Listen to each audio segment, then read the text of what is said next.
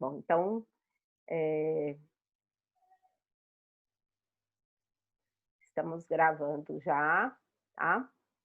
Bom, então eu não sei se vocês, né, chegaram a observar aqui esse texto aqui, né? Eu achei ele super interessante aqui. Então é um estudo mesmo que fala, né, das evidências de validade para grupos especiais de superdotados.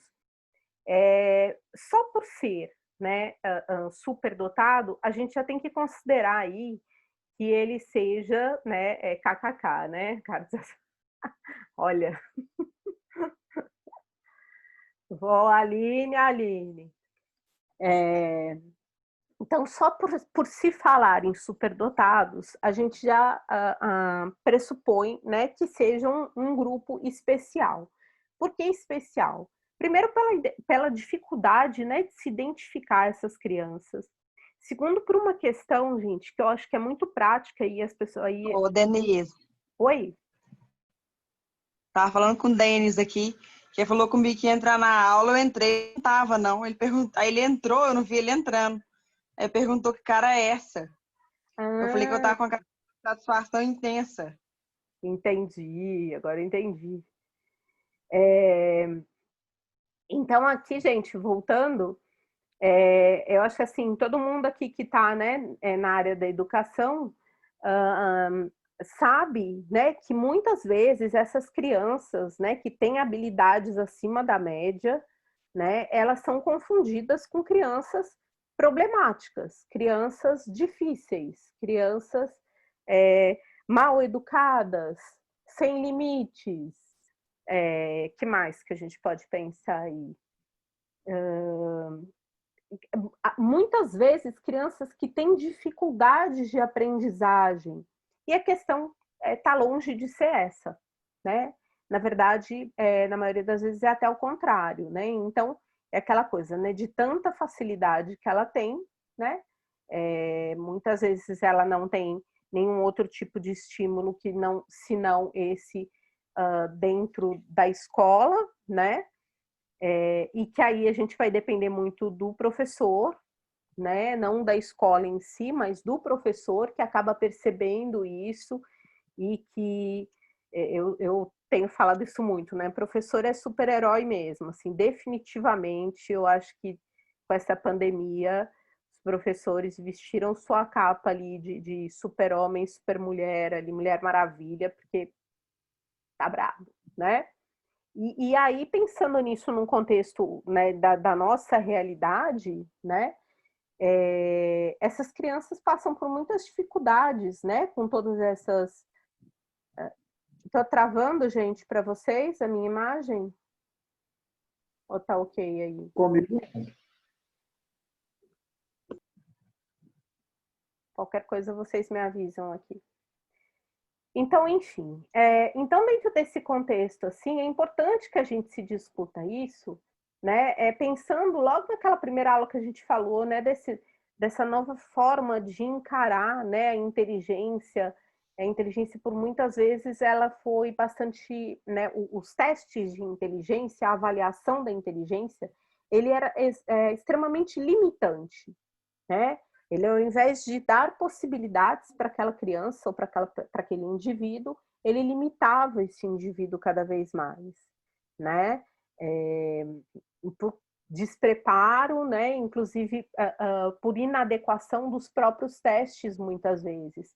Então, como eu estava dizendo, né, que eu vou aos pouquinhos mandando as apostilas para vocês, um disléxico também, né? Era uma outra questão, né? Não só o superdotado, mas um disléxico. Fala assim, essa criança é burra, ela não aprende de jeito nenhum, né? Então ela precisava de muita atenção, de muito cuidado para você perceber qual que era a dificuldade dela, né? E aí a gente pensando aí em salas de aula com 40 alunos, 45, né?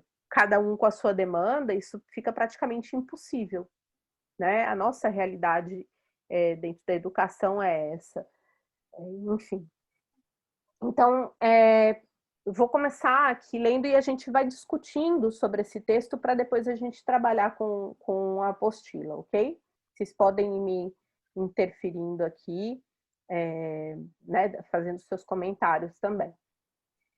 Então, a primeira coisa que eu achei super importante aqui, né, que a legislação educacional brasileira definiu ao longo da história algumas definições para alunos com altas habilidades, né, / superdotação. Então, no Brasil, passou a adotar os termos altas habilidades e superdotação em 2002, ano de fundação do COBRAS-SD, que é Conselho Brasileiro para a Superdotação. Quer dizer, antes de 2002, o que acontecia era exatamente esse quadro que eu estou entregando, que eu estou dizendo para vocês, né? Essas crianças já tinham uma grande dificuldade de serem identificadas, não só por conta da dificuldade de observação, né, não dos professores, né, mas da educação em geral, de todo esse processo educacional, como também da testagem de inteligência, porque ela estava voltada para um só elemento, né? A gente não queria saber dessa inteligência global, que é o que se utiliza hoje. Então, a definição adotada pelo MEC indica que alunos com altas habilidades e superdotação demonstram potencial elevado em qualquer uma das seguintes áreas, isoladas ou combinadas. Então, área intelectual, acadêmica, de liderança, psicomotricidade e artes, tá? O pessoal do 4º período aí não está tendo psicomotricidade ainda, mas quando eu li assim, eu bati o olho e falei assim, nossa... Travando. Quem falou que está travando, gente? É o Cláudio Rosana. Será? Vocês querem que eu volte? Aqui. Querem que eu volte? Aí travou de novo. Será Aqui que tá é a tudo minha bem. internet? Aqui pra mim tá ok. Eu até tirei Pra o mim tá vídeo, ok. o vídeo tava travando. Aí eu tirei o vídeo e tava suave.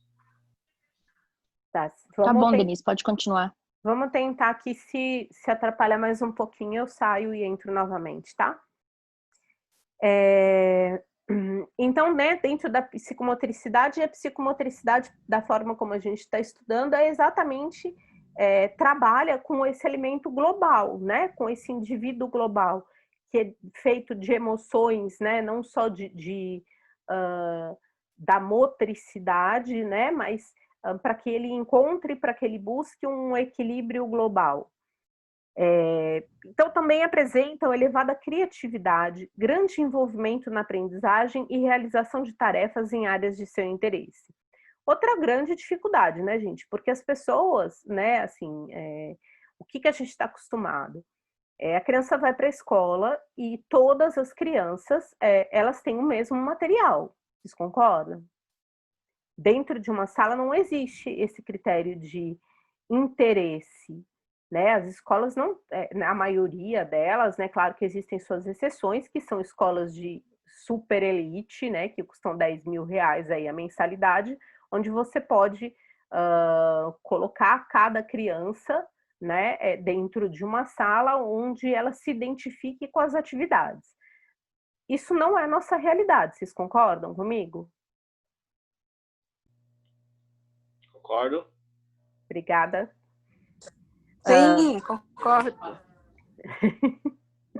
Gente, você tem que né, discutir comigo, porque senão... Então, segundo Freitas e Pérez, essa definição refere-se na primeira parte aos termos estabelecidos no relatório Marlan, de 72. Na última frase, acrescenta uma parte da teoria dos 3 anéis. Isso aqui já é interessante, a teoria dos 3 anéis, que depois a gente vai trabalhar um pouquinho mais com ela, tá? Que apesar disso, conforme a autor, está em sintonia com a tendência mundial de tentar ampliar o conceito e o construto de inteligência de referência. Então, até aqui, a inteligência continua sendo, né, aquela inteligência de referência baseada num único elemento, apesar de estar dizendo aqui, né, a partir aqui de 2002, que existe essa inteligência aí em outras áreas. Então, você pode ser um superdotado caso você tenha uma habilidade superior em qualquer uma dessas habilidades que ele está citando aqui. Então, a superdotação, ao menos a intelectual, inclui, segundo o Renzulli, 3 características pessoais. Primeira é a elevada capacidade intelectual, a segunda é a criatividade e a terceira é motivação. primeira pergunta que eu faço para vocês, que se fosse vocês anotaria. É possível, tá? Dentro da Fala nossa... devagar, respira.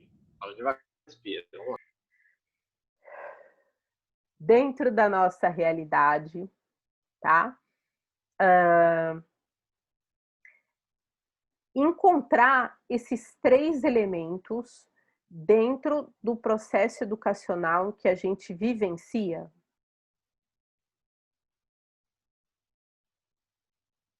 O que vocês acham? Fala para mim aqui, repete, por favor, Denise. Não.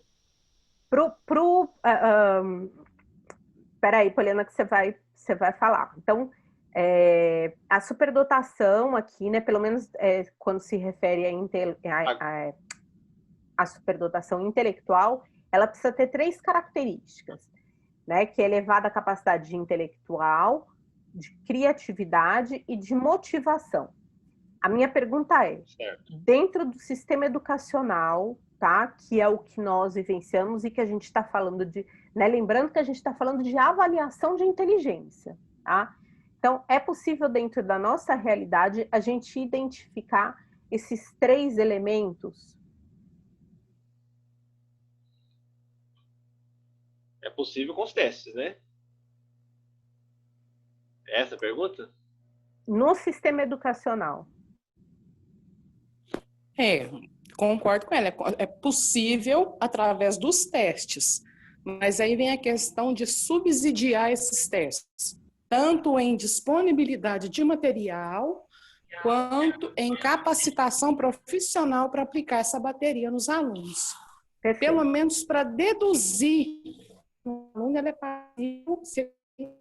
possibilidade de se sair do jeito adequado. Né? Então, e tem que ver, né? Não sei se e tem que saber também que dentro do sistema educacional, se os professores estão qualificados para identificá-lo também, né? E se eles também têm acesso seria... Isso assim, eu vou, né, fazer um parênteses aqui, né? Se a minha irmã escuta isso, ela tem um troço, Antônio, porque assim, na verdade, a questão, eu não sei se é de qualificação, mas de condição, né? Eu acho que eu estava conversando, né, com a minha irmã sobre isso, né? Oi. Eu ia falar isso aí, quando ela coloca aí o ele, né, Resuli, é ele? É ele. É que a criança tem que ter, né, a capacidade intelectual, a criatividade e a motivação. O que acontece? No sistema escolar, muitas das vezes as crianças são privadas, em detrimento de currículo, do sistema mesmo, de como se dão as coisas lá dentro do espaço escolar, de demonstrar criatividade e motivação. Então, muitas crianças a gente percebe assim, que às vezes tem até um intelectual além dos pares, né? Porque, na verdade, a gente faz uma comparação com os pares. Sim. E não sei se chegaria a uma superdotação, né? Eu nunca vi um superdotado ainda, eu acho. Já vi crianças muito inteligentes, mas assim, a gente não vê aquela criança ou adolescente, sei lá, né? Assim, que fala a idade que você pode diagnosticar. Depende. A gente não vê, assim, essa criatividade tão exposta, pelo menos no sistema público, né? Por quê? Porque não tem muitos projetos de questões, assim, de iniciação científica, né? É o que você falou que a sua irmã fala, né? Então, assim, a condução do processo educativo também, no espaço público, ele não te promove muita capacidade de perceber se a criança tem essa criatividade e essa motivação junto com a capacidade intelectual.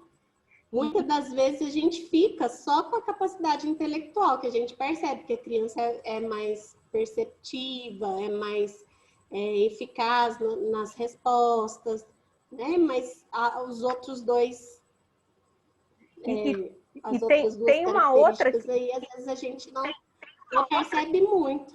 E aí eu vou complementar que tem uma outra questão também que eu acho que é super importante e que também nessa conversa, assim, eu acabei, né, me dando conta disso, porque acaba sobrando para o professor, né? Por isso que eu já falei, porque que assim, eu tiro muito meu chapéu, né? Porque, nossa senhora, mas sobra muito para o professor, mas às vezes dentro da própria casa, essas crianças não são estimuladas a desenvolver nenhuma dessas áreas. Então elas já chegam em casa. Sim, a gente tem assim, criança que na sala você pensa assim, nossa, mas esse menino, né? Essa criança é fantástica. Aí você pensa assim, meu Deus, o que está acontecendo que não está fazendo os deveres de casa? Exato. Né? E o dever é uma coisa muito simples. Sim, sim. Então a gente falando, gente, porque assim, né? Eu fiquei quebrando minha cabeça, assim, de verdade, sabe? Porque eu falo assim, eu acho que assim as aulas têm funcionado muito bem, né? Assim, a gente está falando de um assunto super interessante, né? E eu acho que a gente tem que levantar essas questões porque a testagem psicológica ela vai muito além, né? Da aplicação do teste. Então, a primeira coisa que a gente tem que perceber, e isso eu sempre falei para vocês, né? De contextualizar isso tudo, né? Como que você identifica uma criança superdotada simplesmente pelo teste? Então, a Poliana tem razão quando ela fala dessa questão, né, da dificuldade do próprio material, né, das pessoas capacitadas para aplicação dos testes e tudo mais, mas tem uma outra questão por trás, que é primeiro que é isso que sempre sobra para o professor, e coitado do professor, porque, né, muitas vezes ele é o que identifica e traz isso, né, para o sistema educacional e para as próprias famílias, e ele já é tolhido ali mesmo. Tá? Então, porque o pai vai falar assim, tá, mas o que adianta essa criança ser um super pintor e se interessar por isso, por artes, se isso não vai dar dinheiro, né?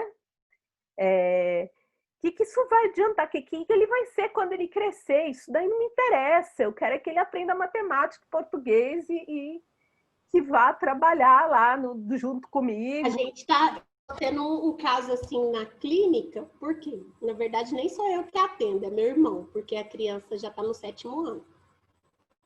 E a criança tem uma habilidade para desenho, seria uma design gráfica, sei lá, uma coisa assim de excelente. E a mãe quer que ela seja médica, e a menina não quer estudar matemática, português, ciências, não quer, né? Então, assim, eu falei com meu irmão, falei, olha, devagarzinho vai falando com a mãe, né? Que design também dá dinheiro, que se a pessoa for boa mesmo, ela vai ganhar, às vezes, até melhor, e vai ter um prazer em fazer aquilo, né? Não, pode ser um projetista nas costas lá. Né? Não, essa semana, né? Oi? É isso que você falou, Denise, de que às vezes no ensino, né, nas escolas, a gente não tem essa opção de escolher criança e escolher o que ela vai aprender, né? Sim. Você falou isso aí antes. Sim. Mas nem dentro de casa a criança tem esse poder de escolha, tem essa opção de querer alguma coisa por ela mesma. Sim. Sempre tem que ser o pai que tem que escolher. Que é o que a Raquel tá falando aí, né? A menina, ela gosta de pintar, mas a mãe quer que ela seja médica. Então, assim, nem dentro da própria casa a criança tem esse poder de escolha. Eu não tenho essa liberdade. Pintar faz sujeira. Pintar faz sujeira. Né? Mexer com barro faz sujeira. Entendeu? O que eu vou fazer com essa criança? Né? Então, olha a importância disso, gente. Então, na teoria, lindo isso aqui. O estudo é perfeito. Né? Vamos seguir mais um pouquinho, que eu tenho um exemplo para dar para vocês que eu quero conversar. A gente vai fazer um estudo de caso aqui, trabalhar com aquela apostila depois, tá? Então, e a inteligência deve ser superior à média, ao menos em um desvio. Esse pesquisador apresenta-se um diagrama chamado modelo dos 3 anéis, resultado da interação de 3 componentes. Então, é uma habilidade muito superior, criatividade e envolvimento com a tarefa. Então, os superdotados seriam somente aqueles que estão na intersecção dos 3 círculos. Então, não adianta eles só apresentar essa habilidade, né, ou essa superdotação em um dos 3 anéis. Ele tem que estar na intersecção desses 3 anéis. Superdotados, então, seriam somente aqueles que são... Monks, então, apresentou graficamente outro modelo de superdotação, situando a HSD dentro de um contexto evolutivo e social. Assim, o modelo idealizado por Monks, denominado modelo multifatorial da superdotação, acrescenta marcos sociais referentes à família, à escola e aos companheiros. Então, embora Metro descreva que é importante lembrar que as diferenças individuais entre as pessoas impedem a existência de um superdotado padrão ou de um só tipo de superdotado, a superdotação, como quer que seja interpretado, quase sempre envolve coeficiente de inteligência, ou seja, o QI alto, mesmo quando este não é considerado o único fator. Então, o QI não seria a única característica para determinar se uma criança é ou não superdotada. Diferentes autores da área de altas habilidades descrevem características consideradas cognitivas, emocionais e sociais dessa população. Por exemplo, precocidade, criatividade, habilidade acima da média, comprometimento com a tarefa, interesse pela leitura, senso de humor, independência, liderança, uma fúria por dominar, persistência, energia, curiosidade, linguagem verbal e raciocínio lógico superior, perfeccionismo, originalidade, facilidade de aprendizagem, idealismo e senso de justiça, desenvolvimento moral avançado, perfeccionismo, paixão por aprender, perseverança, multipotencialidade, intensidade emocional, aptidão para música, artes e esportes. Só isso? Pouco, né, Breno, para ser superdotado. Mas você tá doido. Tá vendo quando Precisa saber fritar ovo? Excepcional não ajuda, porque, gente, só fica no QI, praticamente, só na cognição, né? E a gente tem a dificuldade que a criança muito inteligente, o emocional dela, o seguir regras, esse comprometimento com a tarefa, ele é muito pequeno dentro da sala de aula, porque não facilita isso nele, né? Não desperta nele aquele desejo. E Denise? Oi? E segundo o texto, ele tem que ser perfeccionista 2 vezes. Por quê? Porque fala 2 vezes perfeccionismo. Né? É o hiper, né? Assim, que parâmetros que se usa, gente? Como que você... Eu tô doida para contar o estudo de caso, mas eu tenho que seguir mais um pouquinho aqui, que senão eu vou avacalhar. Peraí. Aí a gente entra na questão das escalas, né? Então, outros tipos de avaliação, como escalas, guia de observação, nomeação por pares, né? Que é o que a Raquel falou, testes de criatividade, entrevistas, portfólio, não podem ser dispensados para indicar superdotação. Mas também não se pode dispensar a avaliação da inteligência desses indivíduos. Assim, a existência de testes de inteligência que discriminem crianças com altas habilidades e habilidades regulares é fundamental para o diagnóstico. Então, recentemente foi publicada, né, a escala Wechsler de inteligência, padronização brasileira, qual trata de um instrumento para avaliar capacidade intelectual de crianças e adolescentes, então, que é originado do VISC-3. O atual, né, o VISC-4, abrange uma pontuação de QI total e pontuações de 4 índices fatoriais, que é o índice de compreensão verbal, o índice de organização perceptual, o índice de memória operacional e o índice de velocidade de processamento. Então, os 4 índices compreendem o QI total do VISC-4. Então, ele já enxuga, né, todas aquelas características que antes eram necessárias para você identificar o superdotado, né? E aí você vai colocar ali numa testagem que é bem simplificada, na verdade, né?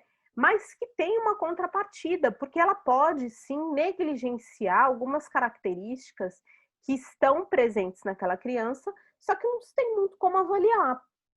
Muitas vezes, assim, é por falta de estímulo, né? Que acho que foi a primeira coisa que a gente conversou aqui, né? Quem é essa criança? Como é que ela chegou nessa testagem? Né? Lembrando que a maioria das vezes, gente, as crianças são testadas por dois motivos. Ou por uma demanda escolar de uma dificuldade, né, de aprendizagem, ou por uma avaliação para você inserir aquela criança numa escola, numa determinada escola. Então, fora isso, é muito raro você pegar uma criança, entendeu? E falar assim, olha, vamos ver qual é o QI dessa criança. Vamos passar, né? Vamos programar essa bateria de testes aqui, pagar, né? Como a gente já conversou aqui, o RISC torna, né, essa avaliação um pouco menos onerosa, né? Um pouco mais barata, mas ainda assim é um processo caro, né? Porque exige dedicação, existe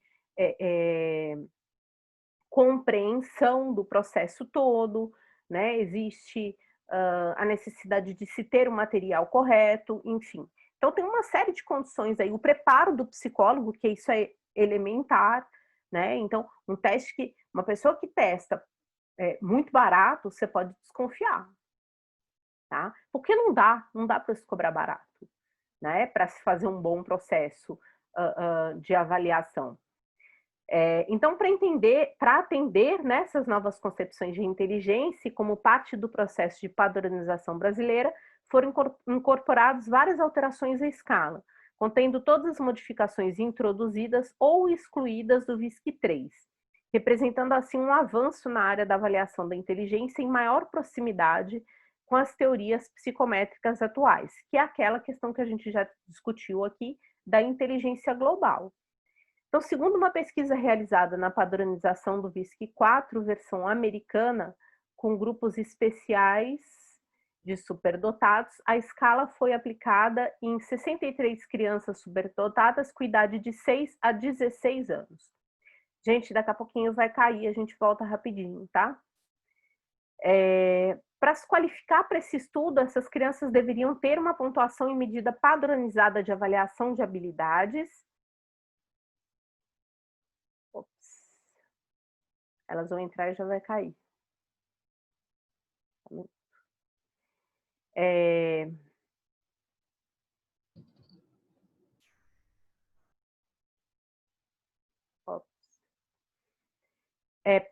Essas crianças deveriam ter uma pontuação em medida padronizada de avaliação de habilidades cognitivas de pelo menos 2 desvios padrões acima da média do VISC-4. Então, ali já tira-se aquela necessidade de você ter os 3 índices, né, para 2. Pelo menos 2 você já consegue identificar ali uma variável importante para você caracterizar um superdotado. Vamos encerrar, gente, para não cair aqui, a gente retoma rapidinho? Ok? Vamos. Ok. Espera aí.